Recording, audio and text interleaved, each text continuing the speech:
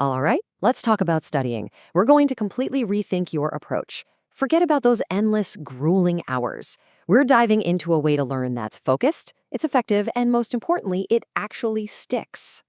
You know the feeling, right? You're putting in the hours, you got a rainbow of highlighters, you've reread the same chapter like 3 times, and then you get to the test and it's just gone. If that sounds familiar, trust me, you are not alone. And here's the thing, the problem is almost never your effort. It's about your strategy. It turns out that putting in a ton of hours doesn't automatically equal success. And that feeling of being productive, yeah, that's often not the same thing as actually learning. So, first things first, let's just bust some of the biggest myths about hard work. We tend to stick with these study habits because, well, they feel like we're doing something, and it's what we've always been told to do. But you might be shocked to find out the very methods you rely on could be what's holding you back. This is a classic trap that researchers call the illusion of knowing. See, passive stuff like rereading a chapter or highlighting a textbook feels really productive. Your book looks colorful, the words on the page start to look familiar, but that familiarity, it's totally deceptive. It gives you this false sense of confidence, but it doesn't actually build deep, lasting memory. And look, the science is crystal clear on this. A huge review of learning techniques found that the most popular strategies, yep, highlighting and rereading, have low utility. That's a scientific way of saying they basically do nothing more than just reading the text one time. We're confusing the physical act of moving a highlighter with the real mental work of learning. Okay, so if highlighting and rereading are out, what actually works? Well, it all starts with creating the right environment. Let's get into the first pillar of effective learning, the power of going deep. This idea comes from the author Cal Newport, who coined the term deep work. It's that state of pure, distraction-free focus. It's the exact opposite of trying to study with your phone buzzing and 10 tabs open. This is where the real learning, the real breakthroughs actually happen. And honestly, in our crazy world, it's a skill that's getting rarer and way more valuable. Now, the cool thing is there's no single way to do this. You just have to find a rhythm that works for you. There's the monastic approach. That's the extreme version, like a writer hiding in a cabin to finish a book. The bimodal approach is where you split your time, maybe a few days of intense focus and a few days of other stuff. Rhythmic is all about making it a daily habit, say 90 minutes of deep study every single morning.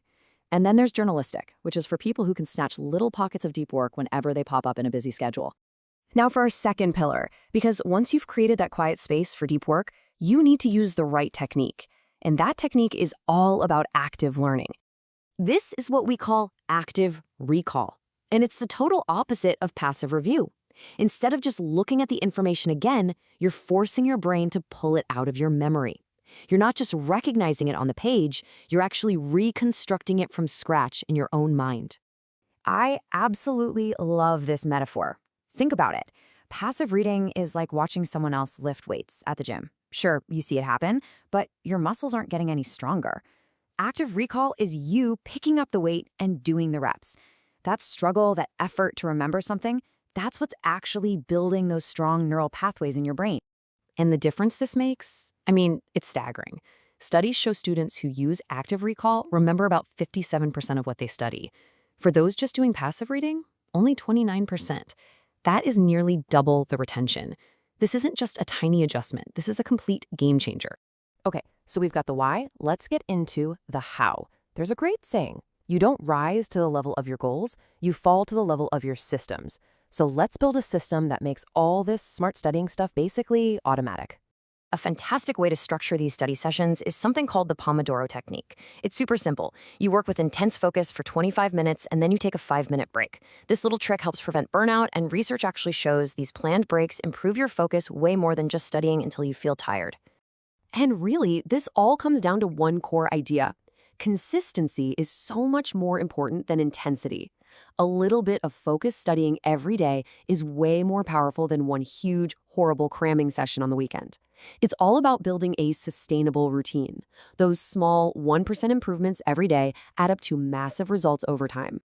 All right, we're in the home stretch. For this last part, let's get you equipped with the specific, high-impact tools you can use to put this whole system into practice starting today. This is the big question, isn't it? If we're throwing out our highlighters and quitting our rereading habit, what are the superior, evidence-based things we should be doing instead? Well, according to that same huge research review, the two absolute gold medal winners are practice testing and distributed practice. Practice testing is just active recall in its purest form, doing practice questions, using flashcards, quizzing yourself. And distributed practice, which is also called spaced repetition, just means spreading that practice out over time instead of cramming. That combination right there, that's the engine of an effective study system. So how do you organize all this? It doesn't have to be complicated. You can use simple tools like a tracker for your tests and assignments, a project planner to break big things into small steps, and a custom study planner to schedule your practice sessions. This is how you turn a good idea into a concrete plan of attack. So I'll leave you with this one last thought. Whether you realize it or not, you already have a study system. The only question is it an accidental system built on old, inefficient habits? Or is it an intentional one that you've designed for deep focus and real, lasting knowledge? The choice is totally yours.